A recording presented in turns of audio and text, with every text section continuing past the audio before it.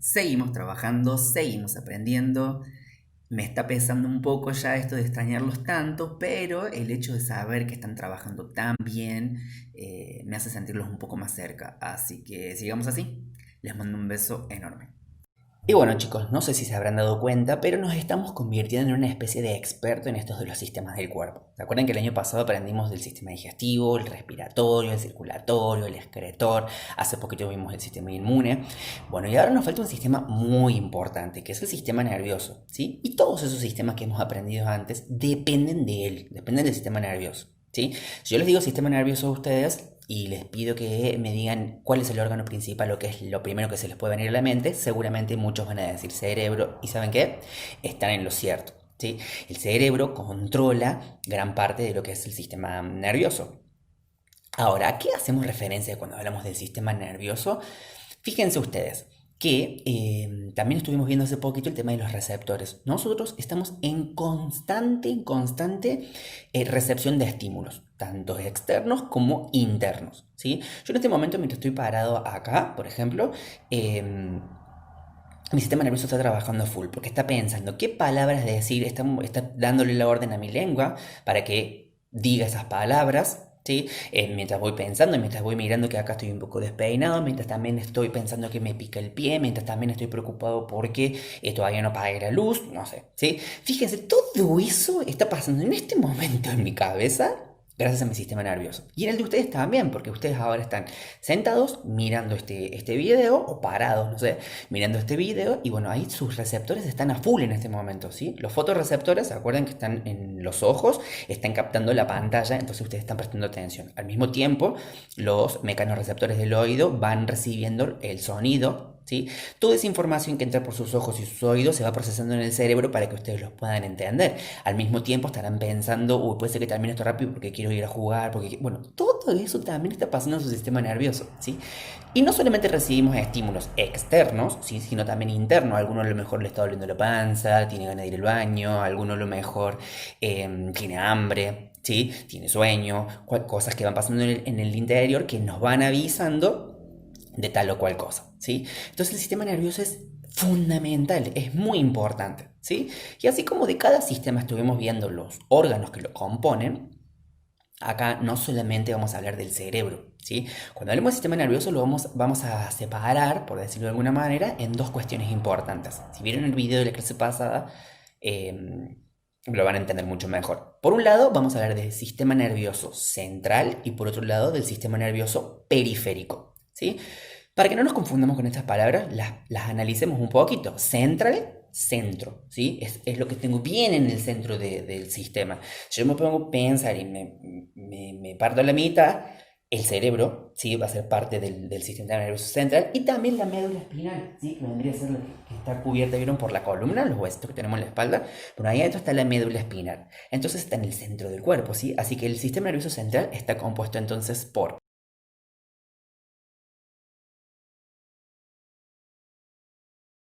entonces, el encéfalo está compuesto por el cerebro, el cerebelo, que es una parte que está como atrás del cerebro, y el tallo encefálico o tallo cerebral, también se les sabe decir en algunos apuntes, que es donde está la unión de justamente el encéfalo con la médula espinal. Todo eso que ocurre en el centro, ¿sí? De nuestro cuerpo es el sistema nervioso central, ¿sí? Entonces recordemos que es encéfalo y médula espinal. Eso compone el sistema nervioso central. Ahora, periférico, periferia quiere decir alrededor, ¿sí? Entonces yo les digo, me voy a la periferia de la ciudad. ¿Usted a dónde se irá el profe? Bueno, se va a los alrededores de la ciudad, por ejemplo. En este caso estamos hablando del sistema nervioso. Entonces, si yo digo sistema nervioso periférico, tiene que ver todo lo que rodea a ese sistema nervioso central, ¿sí? Y está compuesto básicamente por, recuerden, nervios, ¿sí? Yo tengo todas terminaciones nerviosas, igual que ustedes, en todo el cuerpo, ¿sí? Entonces, si yo de repente estoy acá y alguien viene y me toca, acá, los nervios, los receptores de la piel, en este caso, van a mandan la señal a mi cerebro de Mariano, alguien te está tocando, y no solamente que te está tocando, sino cómo te está tocando, porque a veces siento más fuerte, a veces siento más despacio, a veces me tocan con algo frío, a veces con algo caliente, a veces con algo suave. Toda esa información así, rapidísimo, va a mi cerebro, ¿sí? Entonces ahí se conecta el sistema nervioso periférico, que serían los nervios, Mandó la información al sistema nervioso central. Eso sería el estímulo, ¿sí? Ahora yo puedo tener una respuesta ante eso. Mi cerebro va a hacer una respuesta. Si me están tocando, yo digo, hey, ¿qué pasa? No me toques. Oh, hola, ¿qué pasa? Cada uno va a reaccionar diferente de acuerdo a su personalidad. Bueno, ahí tienen que ver otras cosas. Pero fíjense que tuvimos un estímulo y una respuesta, ¿sí? Y acá intervinieron los dos, el sistema nervioso periférico y el sistema nervioso central. Repasemos. Sistema nervioso central, encéfalo y médula espinal. Sistema nervioso periférico, nervios. Bueno, entonces, ¿qué quiero que tengan en cuenta? Que cuando hablamos del sistema nervioso central, que es encéfalo y médula, en el encéfalo tenemos estas tres cuestiones que tenemos que tener en claro, ¿sí? Por un lado el cerebro, que es donde pasa casi todo. Los pensamientos, todas las respuestas que nosotros elaboramos, los sentimientos también tienen mucho que ver, está todo ahí en el cerebro, ¿sí? Ahí elaboramos todo, recibimos los estímulos ahí y se elaboran las respuestas, ¿sí? Tenemos el cerebelo, que es una paquete que está un poquito más atrás del cerebro.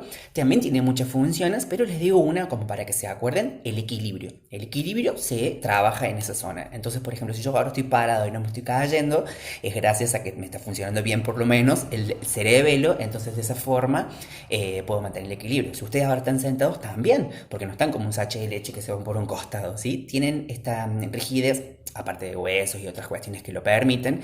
El cerebelo tiene esta función del equilibrio, ¿sí? Entre otras. Y la médula espinal es como un conducto muy, pero muy importante. Porque, por ejemplo, yo ahora estoy lo más bien acá hablando con ustedes y de repente me choco el dedo del pie con el mueble, ¿sí? Ahí el nervio, ¿sí? Del periférico, va a mandar la señal, esa señal va a mi médula y de la médula va al cerebro. Entonces fíjense cómo todo se va a conectar a la médula y de la médula la lleva el cerebro a la información. Entonces ahí le lleva la información, hey Mariano, te acabas de golpear el dedo del pie es muy fuerte. Entonces mi cerebro va a elaborar una respuesta y va a mandar a través de la médula la respuesta, que va a ser seguramente retirar inmediatamente el pie. Entonces yo, para que pueda mover mi pie así rápidamente después de que me lo golpeé, es porque mi cerebro me está mandando esa información, esa respuesta al estímulo que yo tuve. Y bueno, puede mandar varias respuestas, por ejemplo, que retire el pie y al mismo tiempo que me haga decir alguna palabra o algo porque me golpeé, ¿sí? Bueno, toda esa reacción que puede haber tenido pasa, sí, en una milésima de segundo y es por el funcionamiento de nuestro sistema nervioso, ¿sí? Así que bueno, ténganlo en cuenta, repásenlo y pueden entonces seguir con la clase. Bueno, luego de haber entonces prestado atención a la explicación sobre el sistema nervioso, les voy a pedir que complementen con este pequeño texto que figura acá, donde está bien diferenciado el sistema nervioso central y el sistema nervioso periférico para que después lo puedan leer. En el dibujo de abajo se ve bien clarito. Fíjense que tenemos en la cabeza lo que sería el encéfalo, que está compuesto por cerebro, cerebelo y tallo cerebral, ¿se acuerdan que habíamos mencionado? Y la médula, que también recorre la espalda, está protegida por la columna vertebral y eso sería parte del sistema nervioso central. Luego tenemos los nervios que, como dijimos anteriormente, comprende el sistema nervioso periférico. Lo que les voy a solicitar es que realicen estas tres actividades que figuran en el costado. Primero tienen que unir flechas del órgano correspondiente al sentido, eso es muy muy sencillo. Tienen que en la actividad 2 ver si se está hablando en ese párrafo de o el sistema nervioso central o sistema nervioso periférico, ¿sí? Tienen que subrayar la opción correcta. Y esta me interesa mucho, la número 3, tienen que ordenar del 1 al 6 la secuencia que figura. Fíjense que les doy un ejemplo y abajo están desordenadas las secuencias, así que es importante que puedan enumerarlas de acuerdo a lo que corresponda. Y en matemática un poquito más de fracciones. Fíjense, estas actividades muy sencillas, las van a hacer muy rápido. Tienen que tratar de recordar cosas que ya vimos el año pasado. En el caso de la actividad 1, fíjense, yo les digo que este triángulo rojo es un sexto de la unidad. Por lo tanto, quiero que ustedes dibujen la unidad como dice la consigna, ¿sí? Entonces yo voy a pensar, ¿qué es un sexto? Un sexto es un entero que fue partido en 6 y acá yo tengo una de esas partes nada más. O sea que el entero completo eran 6 partes. Vendrían a ser 6 triángulos juntos. Así que ustedes lo pueden dibujar y de esa manera van a obtener el entero que pide la consigna.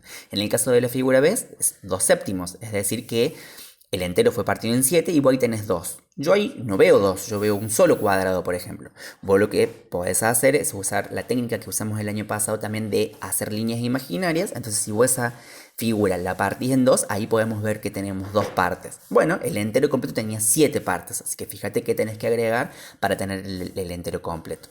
La actividad 2, un poquito más de fracciones equivalentes, eso ya lo saben hacer. La actividad 3, recta numérica.